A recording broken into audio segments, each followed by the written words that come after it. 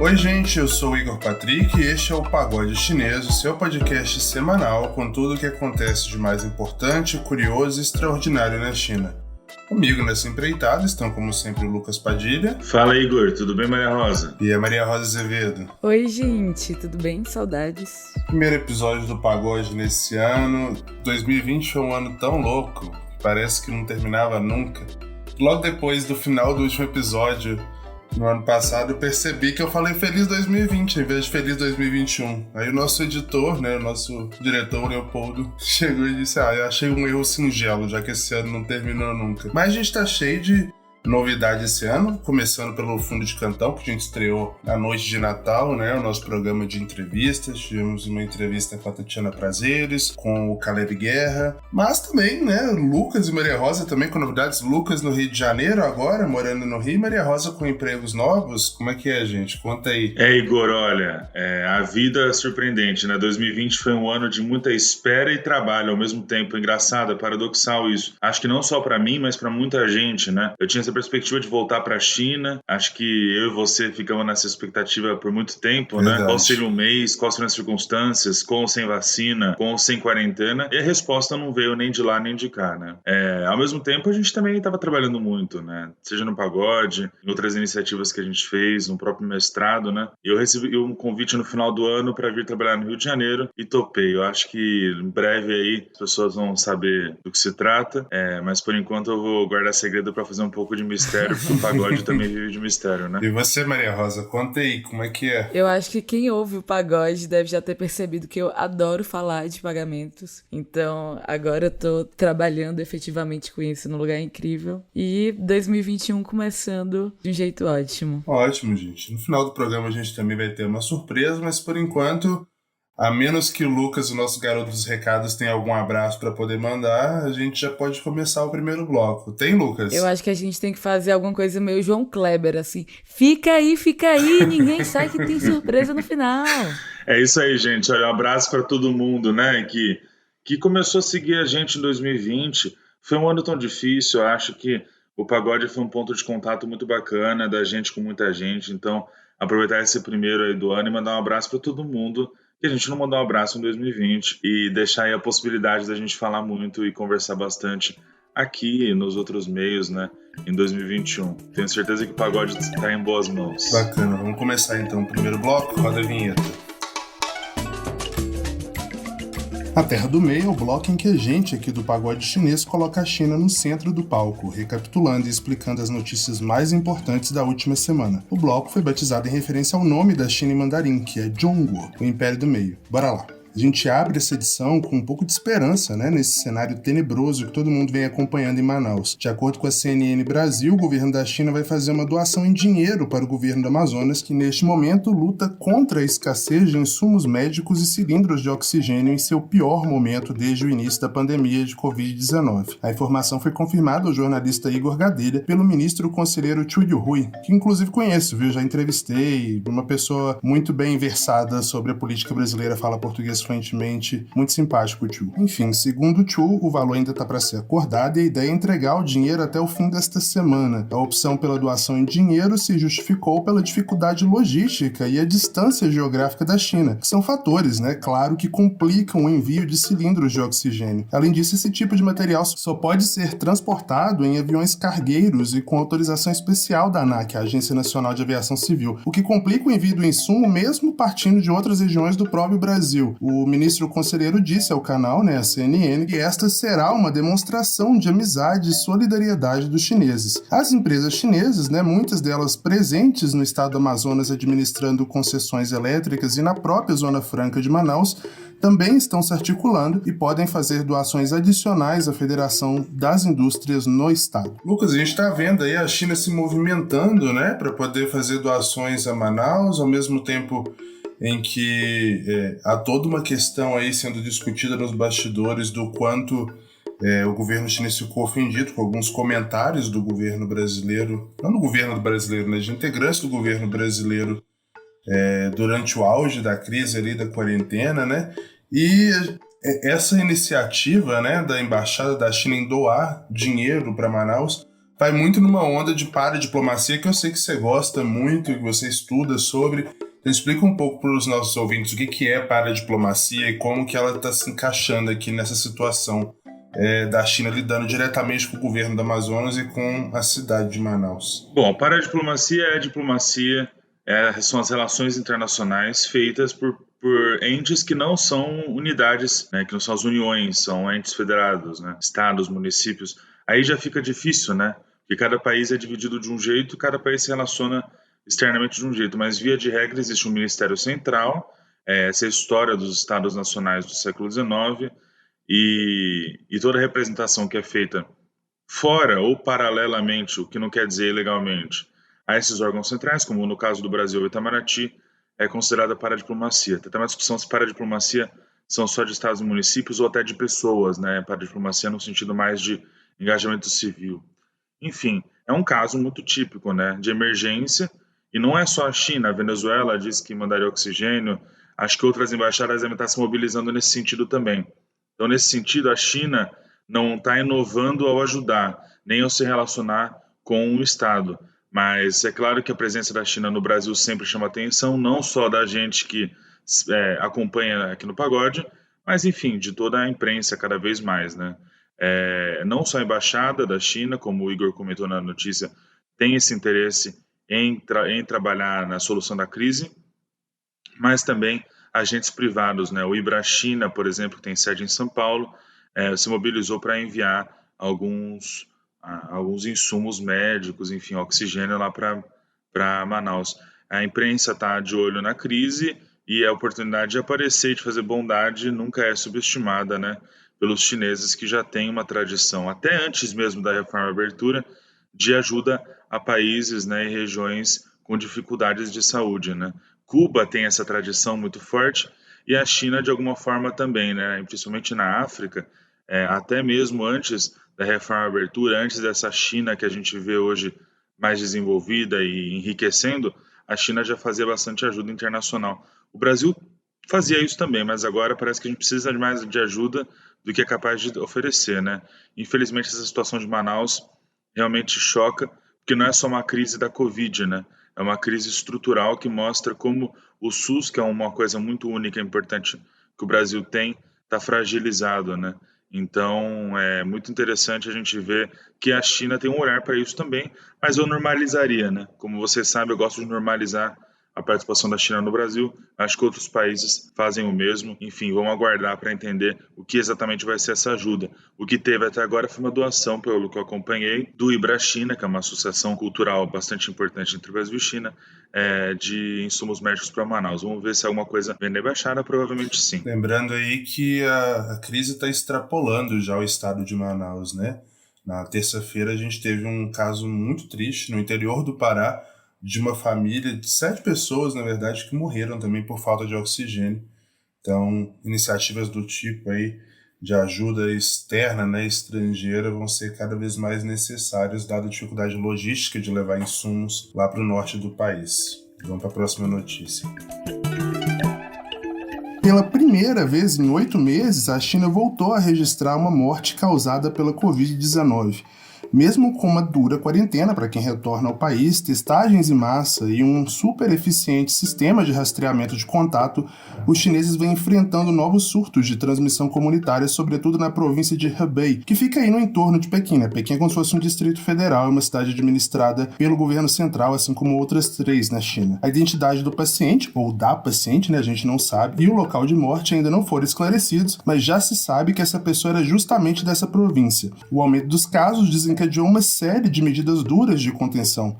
Hebei e Heilongjiang, que é uma província aí vizinha da Rússia, né, ao norte da China, estão trancadas e sob estado de emergência. Moradores também estão proibidos de sair de casa e o transporte público foi suspenso. Já em Pequim, as autoridades nacionais decidiram impor um sistema de autorização de visita. Mesmo para quem está na China agora, nesse momento, é necessário explicar o que você vai fazer na capital. E claro, você pode ser enviado para um hotel de quarentena, assim como os estrangeiros que estão chegando na China, os poucos, né? Dado que as regulações para poder voltar voltar não são nada fáceis de cumprir. Restrições de circulação, né, nas universidades da cidade também foram reestabelecidas e parte das instituições está proibindo os alunos de deixar os campi. A ansiedade é justificada pela aproximação do Ano Novo Chinês, que em 2021 é comemorado no dia 12 de fevereiro. Foi exatamente nessa época, o ouvinte deve se lembrar, quando o fluxo de viagens domésticas aumenta muito na China, né, considerado o maior fenômeno de migração humana na Terra, que a Covid se espalhou com mais facilidade pelo país. Ainda assim, o governo não trabalha com a possibilidade de alta disseminação do vírus. A China chega, portanto, ao triste total de 4.797 mortes e 97.939 casos, 164 destes confirmados na última segunda-feira, de acordo com dados atualizados da Universidade Johns Hopkins, nos Estados Unidos, que tem feito esse monitoramento aí mundial desde o início da pandemia. Bom, a gente falou, né, do Ano Novo Chinês.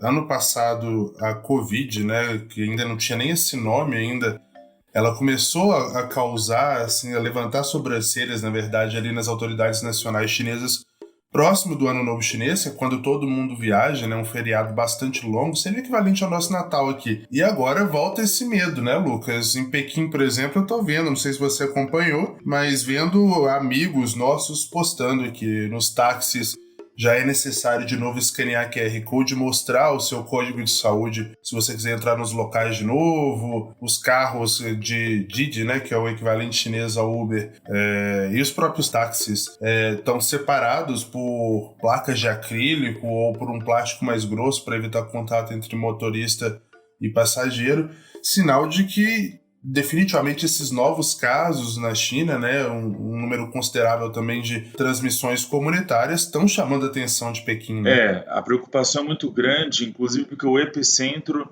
é Pequim. Não podemos chamar de epicentro porque não é uma segunda onda como a gente está vendo em outros países, não é um repique grande do ponto de vista de pandemia, ou até de endemia, né, considerando que começou na China a Covid. A preocupação é muito grande por causa da narrativa, eu acredito, né? Que a China tem condições de controlar a pandemia, eu acho que isso ninguém mais duvida. Há um ano atrás, a gente estava justamente prestes a ver a construção daqueles hospitais de campanha em Wuhan e ver um lockdown que nunca tinha sido feito na humanidade e eu acho que não foi feito depois também. Acho que nenhum outro país conseguiu fazer o que a China fez na escala que a China fez. Outras estratégias funcionaram em países como o Vietnã e, enfim, até em outras regiões como Taiwan, mas a China chamou muita atenção um ano atrás por essa força de mobilização. Agora retoma um pouco isso em um momento de muita fragilidade política.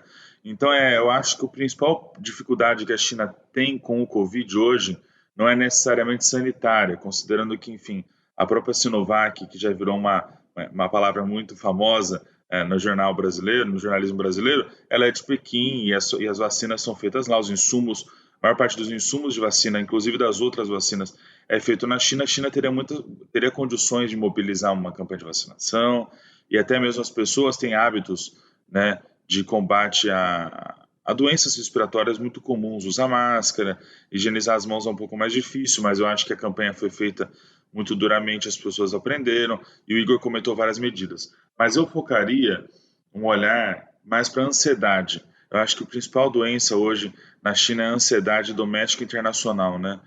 A China continua sendo um dos países mais fechados do mundo em relação às fronteiras e entrada de estrangeiros, com o argumento de que, enfim, trariam doenças. Isso levou uma onda de xenofobia que ano passado a gente viu vários cartoons, até ataques, né, mais velados, assim, nada muito grave do ponto de vista físico, a estrangeiros que estavam na China, né? A gente tem relatos de que isso aconteceu. É normal, porque é um país que foi muito hostilizado, né? Faz um ano que a China é vista no mundo de uma forma diferente. Eu acho que antes de 2020, a China era vista como uma potência em ascensão, um país que estava superando a miséria ou superando as fronteiras aí da inteligência artificial, de todas essas tecnologias, e passa a ser visto como um país problema, né? Quer dizer, é um país onde não tem transparência e onde as doenças acontecem e ninguém fica sabendo. Eu acho que a China tem muito medo disso acontecer de novo e também de perder a narrativa, né? Eu acompanhei nos meses passados algumas exposições que foram feitas em homenagem aos médicos, a mobilização toda que foi feita em Wuhan. Eu acho que perder isso é a maior ansiedade que a China tem hoje, não é necessariamente a primeira morte em meses, né?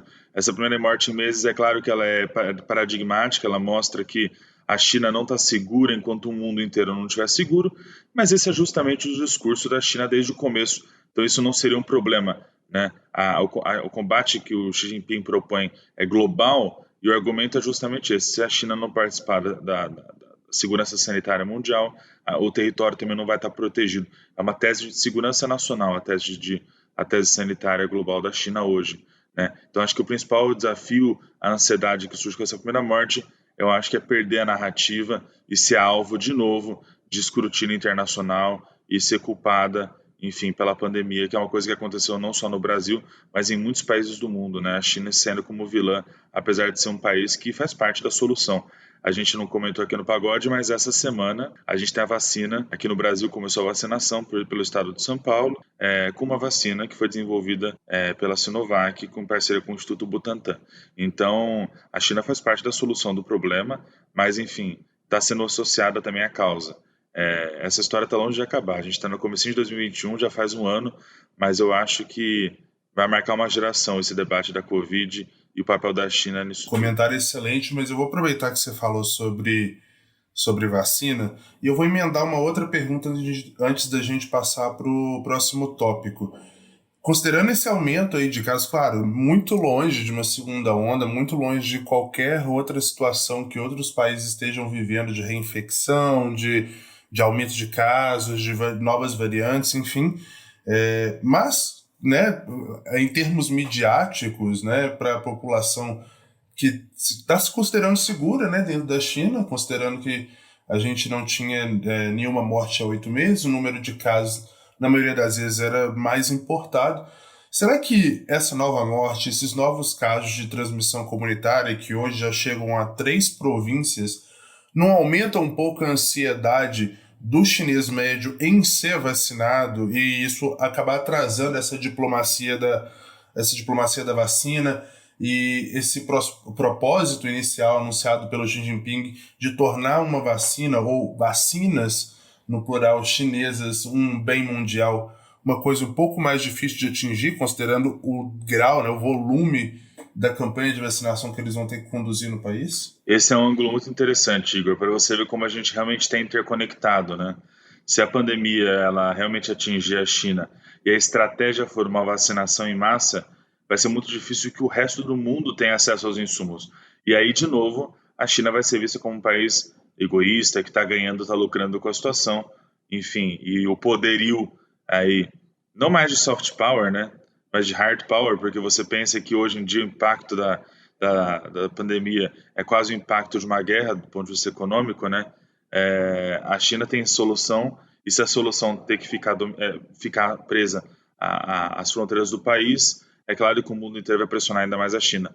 Eu acho muito interessante esse seu comentário, Igor, porque hoje o plano de vacinação na China é basicamente de funcionários de linha de frente de saúde, atendimento aeroportuário, enfim, são categorias bem limitadas, não é nem por idade, e não tem um plano universal de vacinação na China, né? Se a China tiver que fazer um plano universal de vacinação, muitas questões novas vão surgir. A primeira é o quanto o mundo depende de insumos chineses, e essa discussão ela foi feita muito timidamente no caso das terras raras, né, rare earths, que 90% das terras raras do mundo são da China. Isso é um caso super quente na OMC, mas muito nichado, né? Se o mundo soubesse que as terras raras, esses elementos químicos são muito importantes para quase todo o hardware. Ou seja, essa discussão foi feita há um tempo atrás. A China concentra muitos desses insumos e ela não poderia ficar restringindo ao uso interno, teria que ter algum tipo de exportação disso, né? Por ter uma concentração de mercado global. Esse debate foi feito, eu imagino o calor político de um debate desse sendo feito sob a administração de Joe Biden, num contexto de mais atrito, talvez, do ponto de vista político, né, e comercial da China, mas com mais inteligência do lado dos Estados Unidos. Enfim, é imprevisível. Tomara que realmente a China consiga controlar a pandemia e seguir a estratégia de não fazer vacinação em massa, porque talvez seja a nossa maior esperança de conseguir uma vacina ainda em 2021, né? Porque hoje eu já li uma notícia de que o plano de vacinação, se começar em março, com o volume de vacinas que se prevê, só vai terminar no segundo trimestre de 2022. depois de ameaça para cá, ameaça para lá, parece que finalmente a gente deve ter um veredito quanto à situação da Huawei e o leilão do 5G no Brasil. De acordo com o Estadão, o alto custo para a implantação de novos equipamentos nas redes de telecomunicação e a própria derrota do Donald Trump, nas eleições americanas foram determinantes para a decisão do governo federal em liberar a participação da chinesa nos pregões que devem acontecer até o início do segundo semestre deste ano. O jornal avançou que assessores do Gabinete de Segurança Institucional chegaram a produzir um decreto presidencial que, quando assinado, proibiria a Huawei de entrar na disputa pela infraestrutura do 5G, citando aí questões ligadas à segurança nacional, a necessidade de insumos da China para a fabricação da Coronavac e da própria vacina de Oxford, mais a derrota sofrida por Jair Bolsonaro após o início da imunização com o composto chinês, também fizeram o governo recuar de uma possível escalada nas relações com o país asiático. O edital para o leilão das bandas do 5G é esperado para o fim de fevereiro, quando deverá ser aprovado pela Anatel, a Agência Nacional de Telecomunicações. Bom, Maria Rosa, o governo realmente deu indícios, no ano passado, que proibiria a participação da Huawei nesses leilões da faixa 5G. Lembrando que 5G, gente, é mais do que uma conexão rápida, é algo estratégico para todos os países, porque é a conexão que de fato vai permitir a chamada internet das coisas, o mundo super conectado, com uma latência muito baixa e a velocidade é muito alta, e é possível instalar hotspots, antenas de 5G por todos os lados. Você vai ter 5G no seu carro autônomo, no futuro, na sua geladeira, no seu micro-ondas, enfim, na televisão, por tudo quanto é tipo de equipamento. E, obviamente, que o que os Estados Unidos argumentam é que deixar essa infraestrutura nas mãos dos chineses é convidar os chineses para poder ter acesso à sua inteligência nacional e à espionagem, da vida de particulares. Algo que nunca foi provado. Todo caso, o Brasil parecia que estava caminhando nessa posição, ao contrário, por exemplo, da Alemanha, que fez uma investigação própria e decidiu autorizar o 5G chinês, a infraestrutura de 5G chinesa, trazendo aí consigo um monte de países da União Europeia, e o Brasil queria vetar, mas aparentemente essa virada aí da vacina e a necessidade de importar insumo farmacêutico ativo, que nada mais é que a matéria-prima para as vacinas da Coronavac, da chinesa Sinopharm, e da vacina de Oxford, da AstraZeneca, ambos os compostos são produzidos na China. Isso meio que assustou o governo brasileiro, que agora, Jair Bolsonaro depende da vacinação para poder recuperar os seus índices de popularidade e retomar a economia no país, sem dúvidas.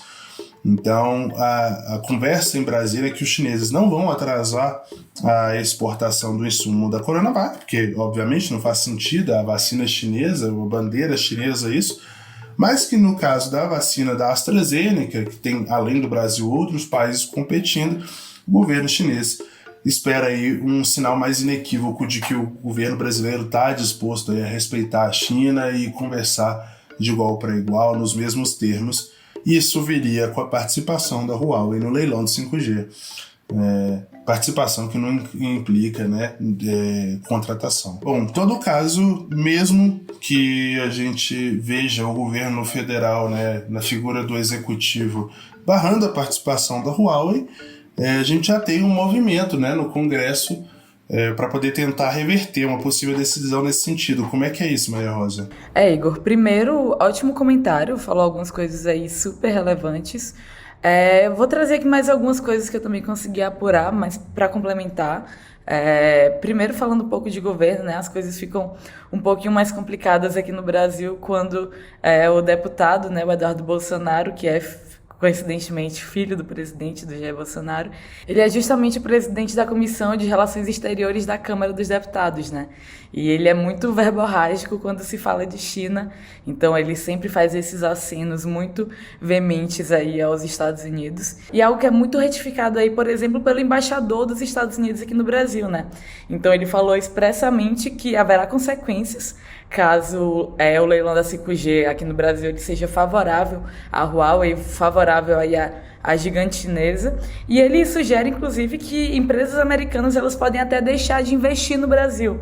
E justamente com esse argumento aí que tu comentou sobre temer essas questões de propriedade intelectual e espionagem chinesa, algo que realmente a gente vê cada vez mais que esse argumento é muito forte americano, e cada vez mais essa questão Estados Unidos-China toma proporções bem similares a uma guerra fria, né?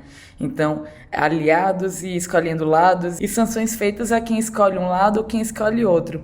Até trazendo aqui para complementar alguns dados sobre o leilão da 5G, ele está previsto para ser esse ano, agora em 2021, só que ele não foi marcado, não teve edital lançado, não teve nada. E ele já está prevendo ouvir alguns representantes, então a gente vai ter desde Huawei até também algo que a gente já comentou muito aqui no Pagode, né? Algumas empresas que vão disputar isso também, Ericsson, a Nokia, duas que são europeias, e aí a Samsung e a Fujitsu também, que são outras empresas asiáticas, né?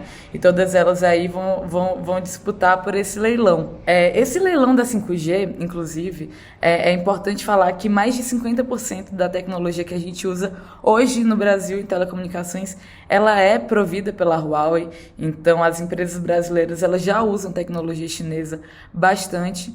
E dados esses são da Huawei, inclusive, que o custo do Brasil dele não aderir e dele proibir a Huawei de realmente prover essa infraestrutura de telecomunicações, isso seria um custo de 100 bilhões de reais. E esse custo ele iria realmente para o bolso do consumidor brasileiro, né? Inclusive, a Huawei ela até ameaça processar o governo brasileiro caso aconteça algum tipo de sanção, e justamente justificando essa questão de livre competição e deles estarem mais aptos, e caso não ocorra, por ser uma questão política, e essa questão ela não deve ser política, ela está mais ligada ao mercado do que propriamente a um governo ou a uma ideologia política, né?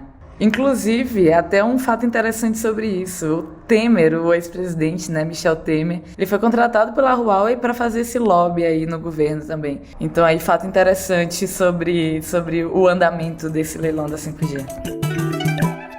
Finalizando o nosso bloco de notícias, vamos agora para o Ponto CN, nosso bloco de tecnologia aqui no Pagode. Eu sei que você já deve ter feito suas comprinhas aí de bugigangas no AliExpress, no Shopee, né, em vários outros sites chineses, na verdade, que entregam aqui no Brasil. Mas você já parou para pensar na estrutura por trás dessas empresas e na quantidade de inovação que elas precisam produzir para continuar de pé lá na China? A Maria Rosa vai explicar nessa semana como funciona esse ecossistema do comércio eletrônico na China e por que você deve prestar atenção nisso. Bora lá. Mas primeiro, gente, eu quero falar da minha dificuldade que foi de fazer esse bloco sem que ele fique muito grande ou muito confuso.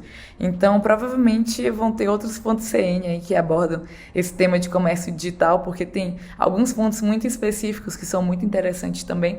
São muitos fatores, né, que levam a China a ser esse grande exemplo. E é muito doido como a gente aqui no Brasil, do lado diametralmente oposto da China, quando a gente pensa no globo, né, a gente está exatamente do outro lado, e faz com que a gente opte por comprar uma saboneteira, e eu tô falando aqui de um caso real de uma amiga minha, como que eles chegaram nesse lugar realmente de conseguir fazer com que a gente no Brasil opte por comprar na China, para dissecar um pouquinho, né, sobre esses fatores que são diversos e não seria impossível falar sobre todos, mas que fazem com que a gente aqui no Brasil, por exemplo, opte por comprar produtos de casa, comprar uma saboneteira, para citar o caso de uma amiga minha, que comprou uma saboneteira no AliExpress, que vai demorar meses para chegar. Então, por que a gente tem optado por comprar essas coisas da China do que do Brasil, né? Como é que essa capilaridade tão grande que realmente fazem com que, em diversos aspectos, eles sejam tão bons nesse sentido, que tenham aí essa cartela de clientes tão global, né? Algo que é tão difícil de ser feito. Mas é isso, né? São muitos e muitos fatores para ser quase hegemônico, né? No mundo de e-commerce. E eu falo isso tanto no mercado doméstico, no mercado chinês, quanto no mercado global, né? Preço é um desses fatores, né? Não tem como a gente não falar de preço quando a gente fala de realmente venda de manufaturados na China, mas como isso aqui é um bloco de tecnologia, eu vou tentar trazer mais a parte de negócios, né? E quando a gente pensa nesses fatores chaves do sucesso de um e-commerce, então a gente pensa ali na cadeia, né? Então você tem que atrair os visitantes. Você tem que também, na hora que eles chegam lá, você tem que corresponder com essas expectativas, né? Em relação aos produtos que vão ter lá e os produtos que você está procurando. Você tem que estar sempre melhorando, otimizando também as taxas de conversão para que as pessoas realmente comprem. E aí, depois da compra, ainda tem todo o processo gigantesco, logístico, que é necessário para que esses produtos sejam entregues. Os chineses, eles têm sido referências em cada um desses aspectos. E uma das coisas que eu mais falo nesse podcast, com certeza, inovando também muito em cada um desses aspectos. E aí eu trago aqui 2 pontos muito chave, né? Que é desde mudar qual que é a relação entre quem consome, a marca que é responsável justamente por... A marca, ela tem aquela base de consumidores que confia nela e, ao mesmo tempo, ela traduz isso para as indústrias. Então, ela traduz o que ela quer e aí as fábricas vão e produzem. E também a relação com essas manufaturas, né? Com essas fábricas. Empresas chinesas, elas realmente mudaram muito o jeito que a relação entre esses 3 entes aí, como é que ela acontece. E também inovando a questão marqueteira mesmo. Um exemplo clássico é falar do Dia dos Solteiros, né? Que é o dia 11 de novembro, ou seja, 11 do 11, ou seja, 1111. Então, é bem representativo de solteiros.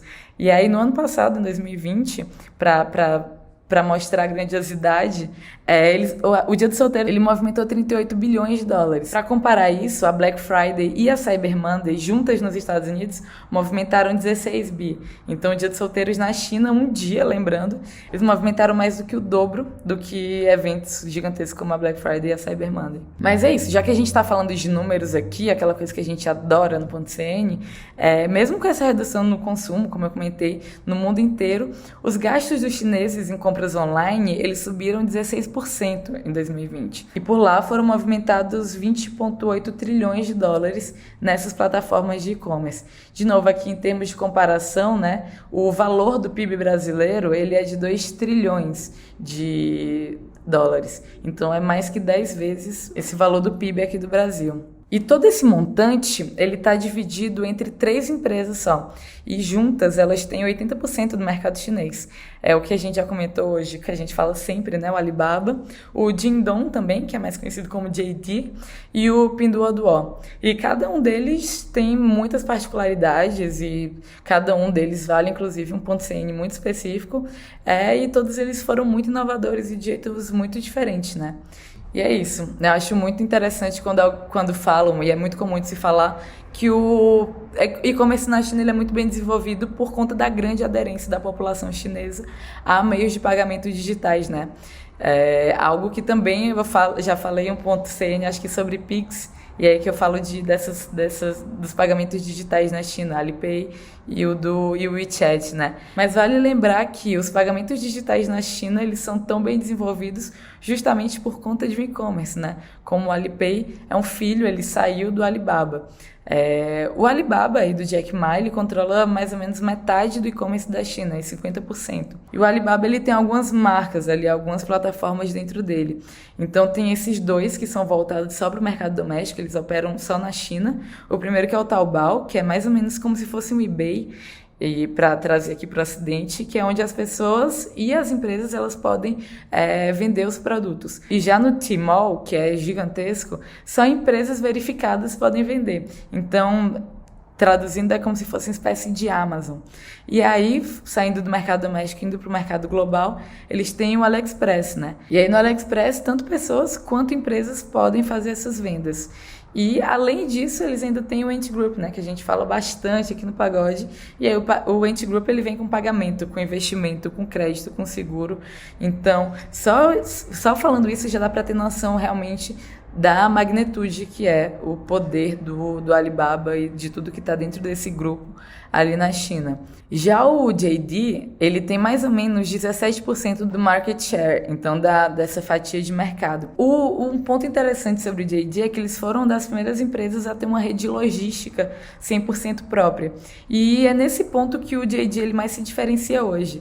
porque eles têm entrega muito rápida, gente, mas muito rápida mesmo. E um dos grandes focos dele hoje é construir uma rede de entrega usando drones. Bem provavelmente eles são a empresa do mundo mais avançada aí nesse aspecto, porque eles começaram isso lá em 2019. E justamente para conseguir chegar nas áreas mais remotas da China, para conseguir entregar as compras do Singles Day, né? Então a China tem uma área rural aí que é gigantesca e que é super complicada de se chegar. E hoje essa coisa já evoluiu. Então, além deles terem aeroportos de drones, eles também têm desenvolvido muito robôs autônomos. E é algo que foi muito, muito usado agora durante a pandemia. Então, eles operaram muito em Wuhan com esses robôs autônomos e para desenvolver justamente essa coisa que eles chamam de contactless delivery. Então, em português, né, essa entrega sem contato. Aí, para finalizar esse alto escalão do e-commerce da China, a gente também tem o Pinduoduo. E esse tem uma história incrível, vale muito também fazer um ponto CN sobre ele. E é justamente porque ele chegou depois, então ele entrou em briga de cachorro grande, mas ele já conseguiu um super espaço. E também vendendo, né, produtos muito semelhantes aos outros. E aí eu falo de coisas que vão desde supermercado, móvel para casa. E também um ponto que o Pinduoduo se diferencia muito é que ele é o maior vendedor de produtos agrícolas lá na China. A grande inovação deles foi de trazer muito componentes mais sociais para dentro dessa parte de compra online, né? Então eles usaram muito as conexões e as interações das pessoas em redes sociais. Então eles têm como investidores a Tencent, então eles tinham essa ligação muito forte com o WeChat, justamente para movimentar muito compras em grupo. E aí essas compras em grupo, além de você ter preços ultra mega competitivos, eles também conseguiram deixar a experiência de compra super interativa e super gamificada e super legalzona. E aí, então, fazendo isso desde coisas mais tradicionais, né?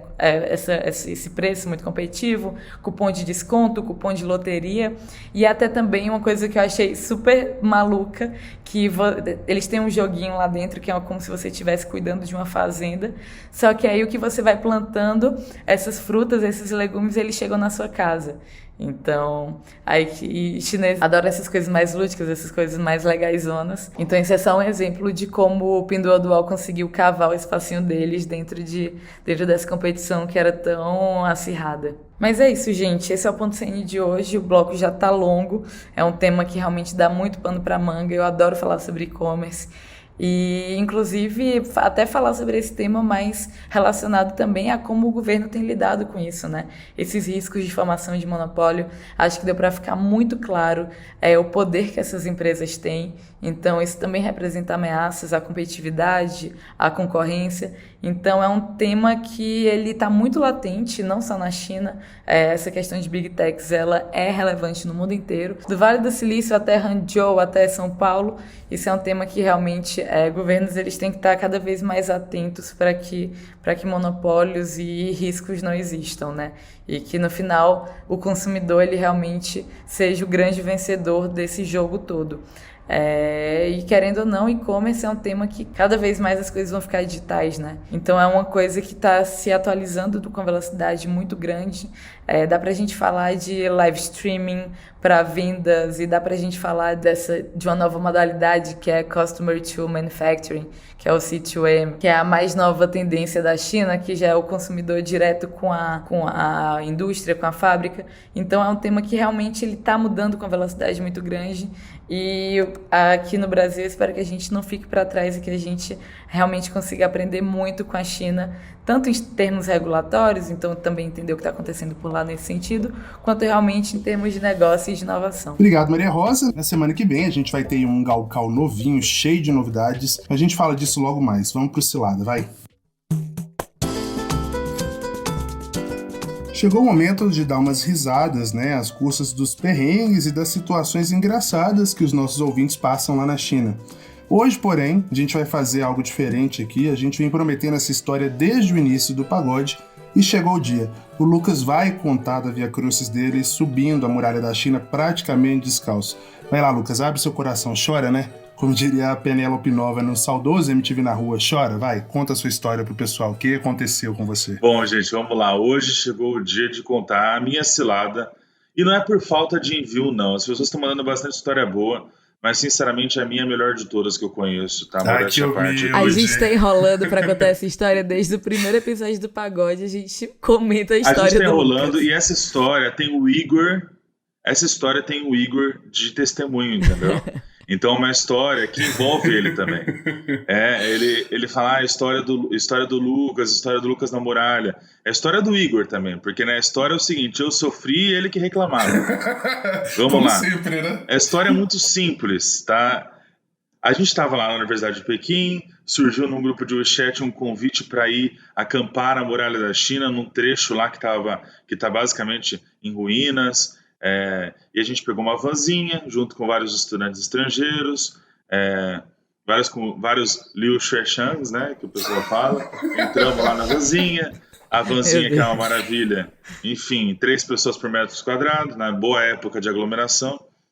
Muitas saudades de aglomerar. E a gente ia na vanzinha lá para perto da muralha. Essa viagem demorou 1h30, tá muito agradável, muito interessante. Chegamos lá, no meio de um campo de trigo, uma casinha assim daqueles courtiers chineses que tem um jardinzinho no meio, muito típico, muito legal ali, enfim, do norte.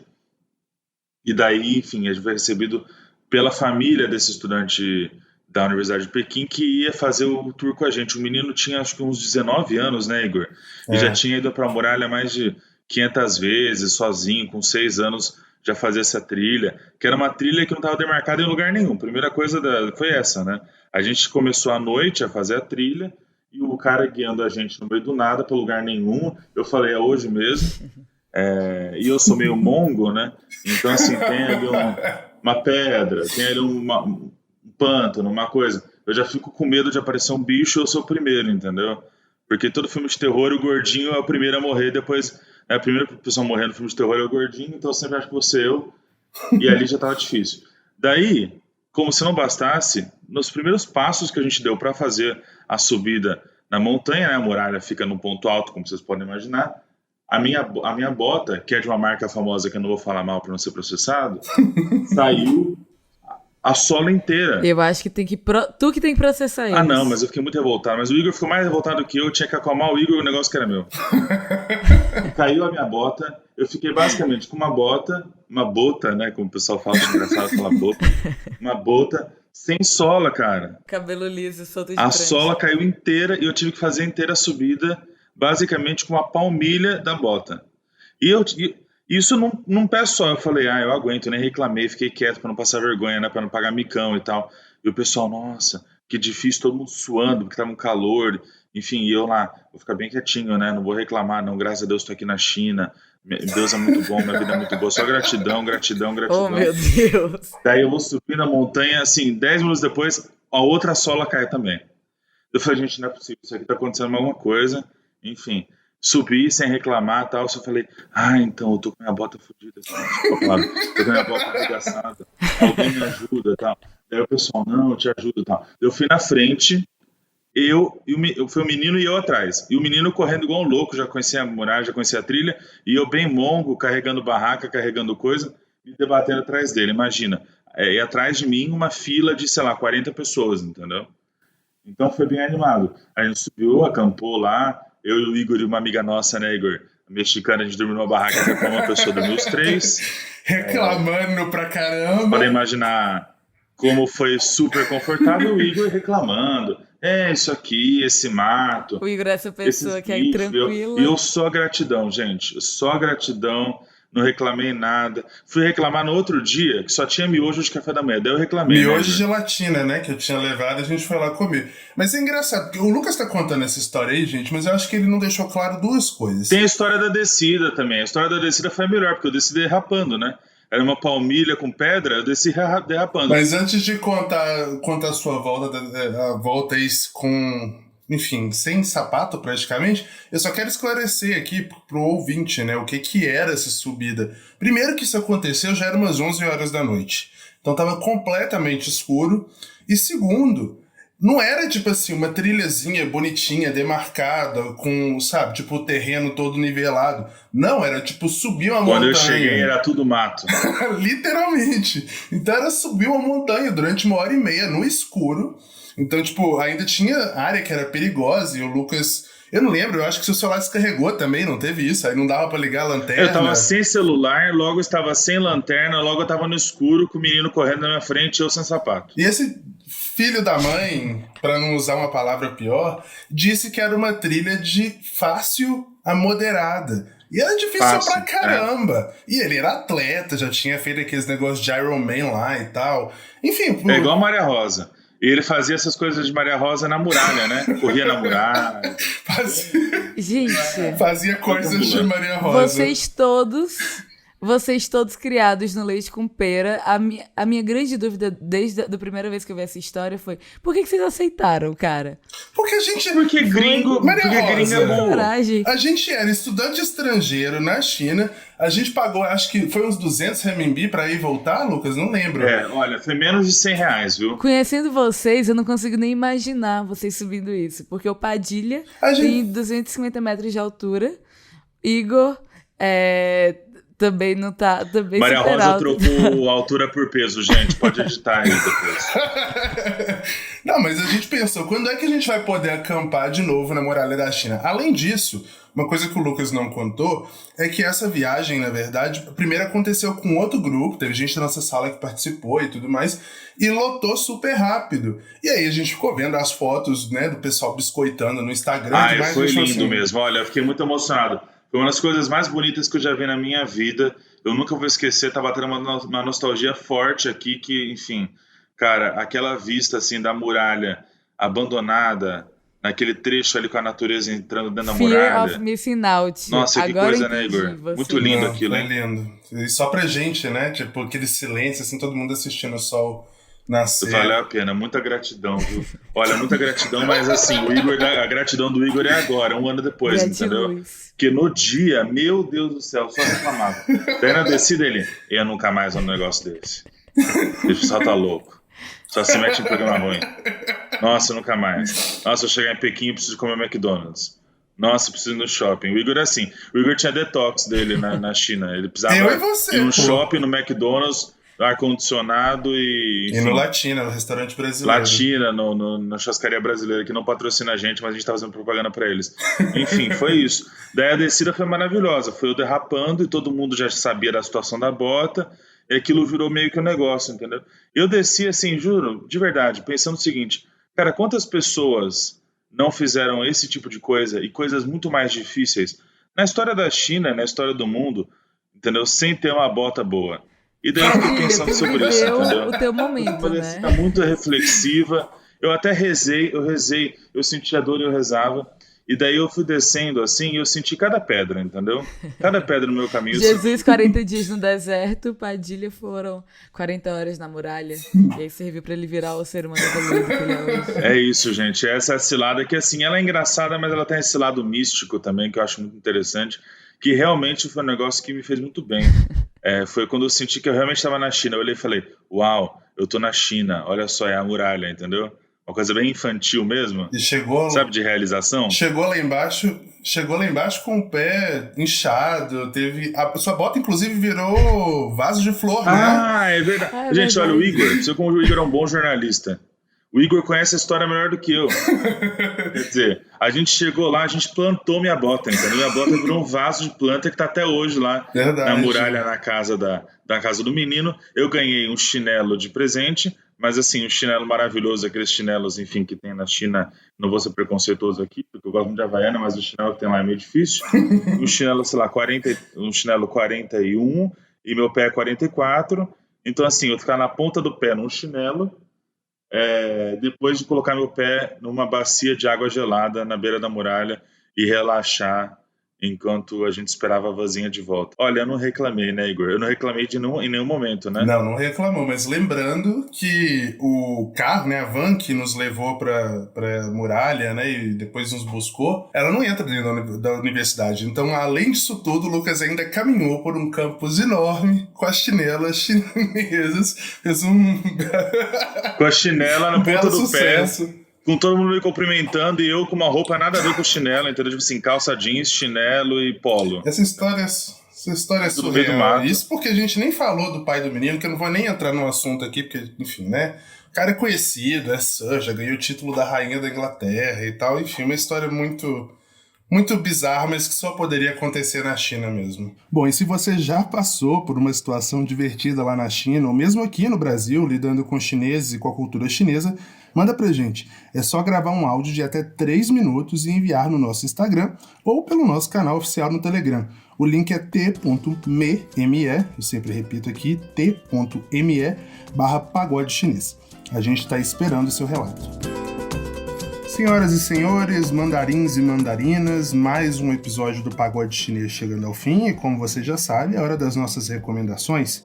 Minha recomendação de hoje é um podcast sensacional que eu descobri nesse período de férias aqui do Pagode, chamado Pequim Noir.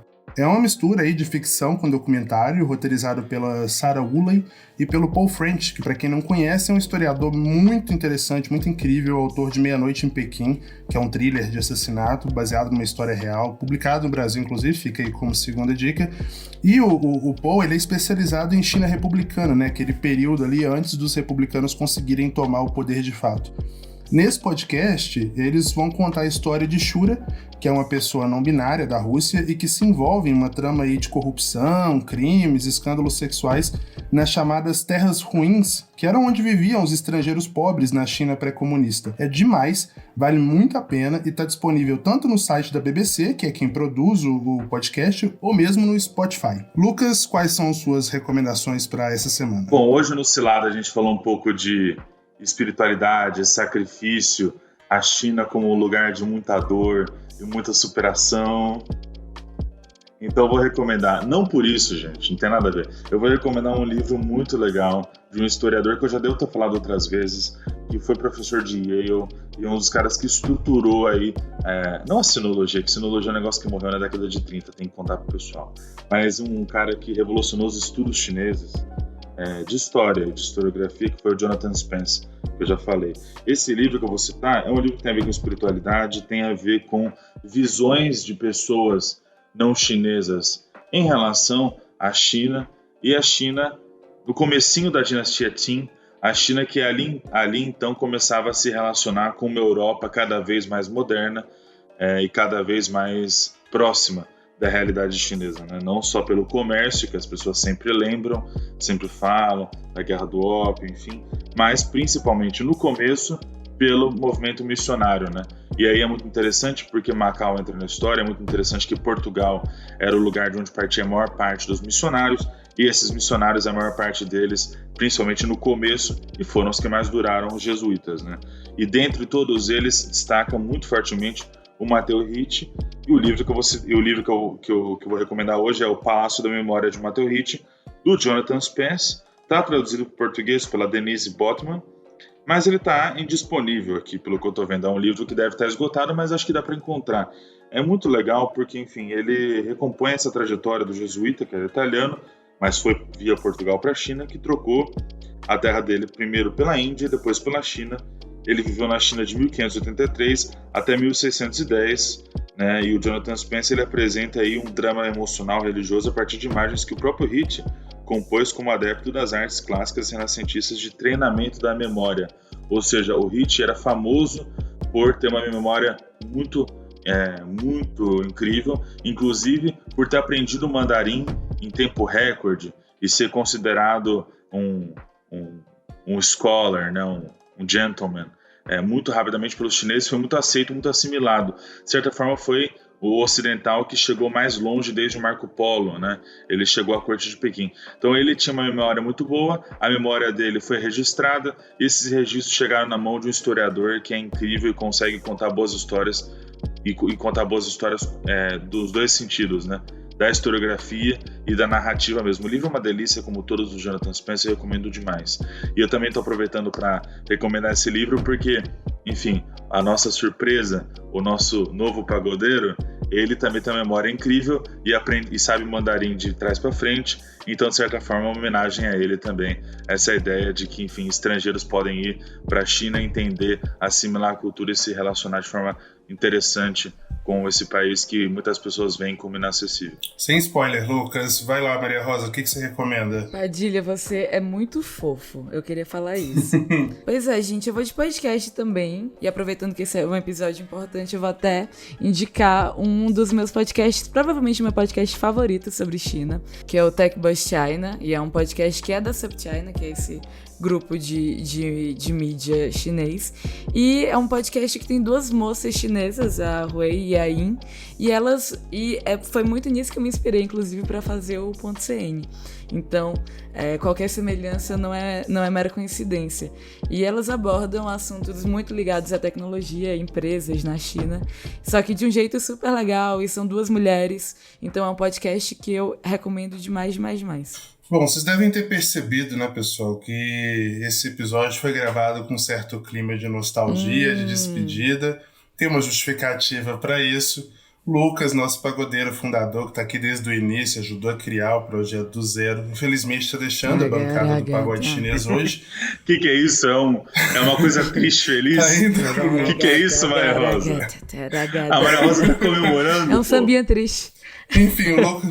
Eu tentei fazer um samba triste. O Lucas vai seguir agora para um novo desafio profissional, né? Como a gente mencionou no início, agora ele está no Rio de Janeiro, está indo para um... Enfim, vai trabalhar com outro assunto, mas também com muita competência, fazendo o que ele faz de melhor, que é política, mas enfim. E ele fez a gentileza de voltar hoje para dar um tchau para todo mundo, comentar, né, um episódio de despedida do pagode. Então eu vou, mais uma vez, né, já que ele já falou nesse lado, vou abrir mais uma vez o microfone para ti, Lucas, para você falar, dar o seu tchau, agradecer a todo mundo. Gentileza nenhuma, não faço mais que minha obrigação. Tô brincando. Olha, gente, o pagode foi uma coisa que surgiu numa conversa minha com a Maria Rosa, com o Leopoldo, há mais ou menos um ano atrás. O mundo era outro.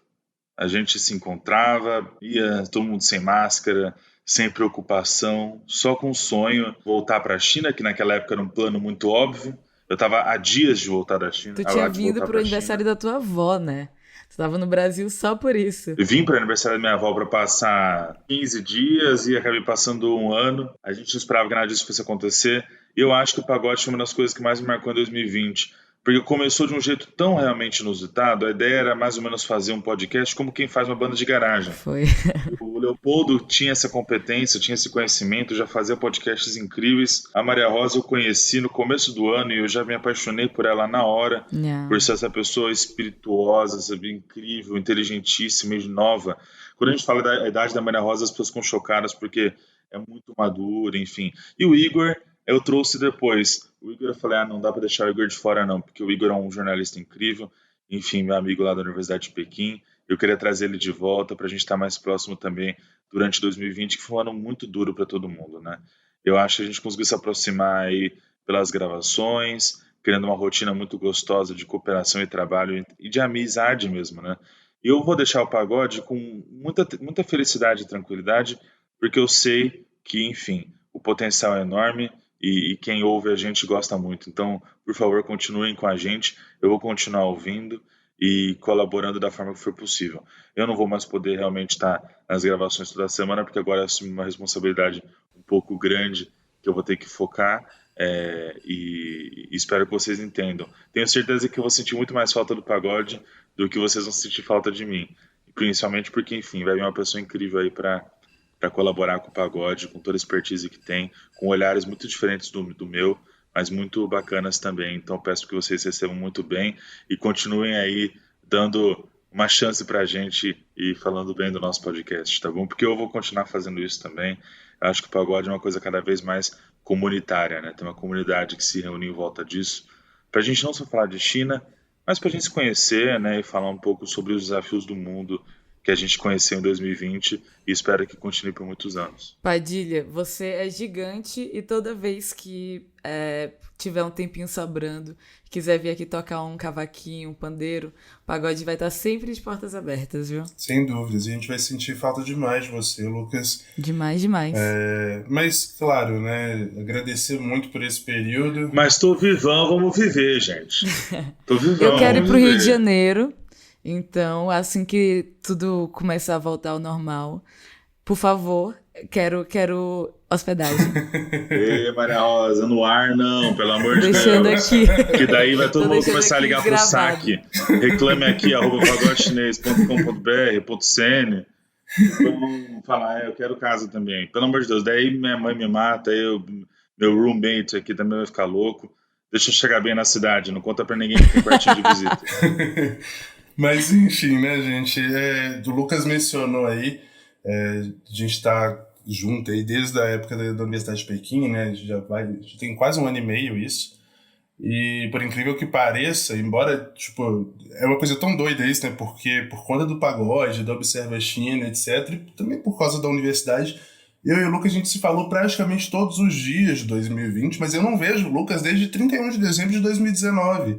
Foi o dia que ele saiu Desde da a muralha, China. né, Igor? Desde a muralha. Tinha aquela novela da Globo, A Muralha. Eu acho que não, Padilha. Não é pra tanto, mas desde o dia 31 de dezembro, saindo da prova final de chinês, inclusive, que ele saiu assim super tenso e tudo mais. Mas enfim, a gente vai sentir falta, como eu disse, mas nossos ouvintes não precisam se preocupar, que vez ou outra, né, quando sobrar um tempinho aí na rotina dele, eu tenho certeza que vai ser uma loucura, né, considerando o grau de responsabilidade, ele volta aqui para brilhantar a bancada, né, falar umas besteiras pra gente rir também, que é sempre bom. Bom, o Lucas tá indo embora e a gente tá recebendo um novo pagodeiro aqui, né? A gente já soltou alguns spoilers aí ao longo da gravação. Nem tão novo, porque... Tem que pôr um efeitinho de rufem os tambores aí, ó. Asterisco, rufem os tambores ou o tagaragadá da Maria Rosa também. Vocês escolhem qual é o pior. Enfim, não é tão novo, porque ele já apareceu aqui no podcast em 2 ocasiões, né? Em um Cilada e no Fundo de Cantão. Acho que o pessoal já sabe de quem eu tô falando, né? Agora o nosso voz profunda. Apresentador fixo. Bem-vindo, Caleb Guerra. Olá, pessoal. Beleza? Oi, Caleb. Como é que tá? Se apresente, Caleb. Olha que voz grossa. E o Caleb tem um podcast, Caleb, conta pra gente. Eu tenho um podcast, é que eu fico sempre meio sem graça, assim. O Lucas teceu tantos elogios agora há pouco, me chamou de incrível. Eu fico sem graça. Mas tem um podcast, o Bienal do Livro, e vim aqui, participei com vocês no Fundo de Cantão, e tô aqui com a ideia de fazer vocês sentirem menos falta do Lucas no futuro. Chegou e veio ficando, né, Caleb? Assim que é bom, né? Começou ali... Cheguei e vou ficando. No Cilada, depois não sei o que, entrevistado, daí fui ficando, fazendo né? amizades. Assim que é bom, pô, isso é um pagode, Sim. não é isso mesmo? As pessoas vão ficando. Pois é, Caleb, que tem formação, né, em literatura clássica chinesa, está terminando um mestrado. Estava conversando com ele ontem, inclusive, e descobri que ele está escrevendo a tese de mestrado dele em chinês. Então, depois disso, eu parei de reclamar da dificuldade que eu estou tendo de escrever a minha em inglês. Mas, Caleb, muito bem-vindo. Vai ser um prazer dividir essa bancada aqui contigo toda semana, com você e com a Maria Rosa. A gente espera que você goste e que a gente continue aí fazendo por muito tempo. Tenho certeza que mais do que substituir o Lucas, né, você vem para poder adicionar muita coisa nova, novos ares, novos respiros assim, para o pagode chinês. Obrigado demais por topar nosso convite e aceitar esse desafio aí. Eu que agradeço, viu, gente? E espero também que esse ano a gente possa ficar junto aí e eu possa contribuir de alguma forma aqui no pagode. Espero que a galera que tá ouvindo também goste. Vai, com certeza. E agora a gente também vai ter um pagode que ele vai ser mais direito, né? Mais correto, mais sério. Com a troca pelo Caleb. Vai deixar a coisa mais polida. O problema nunca foi o Lucas. O problema é quando junta você e o Lucas, Maria Rosa. Você sabe muito bem disso. Eu vou trazer um tom mais solene aqui pro pagode. Mas olha, o Caleb tá chegando com toda essa seriedade dele, mas ele também gosta muito de falar, enfim, coisas engraçadas, se divertir com a gente. Eu sei disso, porque a nossa gravação também foi muito legal, né? E assim, eu posso falar para vocês, é uma das pessoas que eu conheci nesse mundo China-Brasil, que eu mais admiro, pela humildade e pelo profundo conhecimento. É alguém que está há quase 10 anos estudando China de um jeito muito mais profundo do que eu jamais estudei. Então, se vocês acham que eu conheço curiosidade e eu conheço história, bem-vindos à nova era, porque esse aí é muito melhor, viu? Bom, gente, é nesse clima de olás e até breves que a gente vai encerrando nosso podcast. Você já sabe, uma produção da Risca Fac em associação com a Observa China. A direção é do Leopoldo Cavalcante e a edição do Guilherme Carrara. trilha sonora original do Rudá Lages, artes do Lyndon Johnson, identidade visual da Paula Siebra, gestão de redes sociais do João Marcelo Viane do time da F451. Se você quiser entrar em contato com a gente, nosso endereço de e-mail é o contato@pagodechinês.com.br e também dá para falar com a gente no nosso Instagram, no @pagodechinês e pelo perfil do Telegram, t.me/pagodechinês, já mencionei anteriormente. Bom, nosso primeiro provérbio do ano vai ser fofo em homenagem a Lucas. Quem planta árvores cria raízes, quem cultiva amizades também. Beijo, gente. Olha como é que eu fui fofo, né, Lucas? Beijo, gente. Até semana que vem. Tchau. Até mais.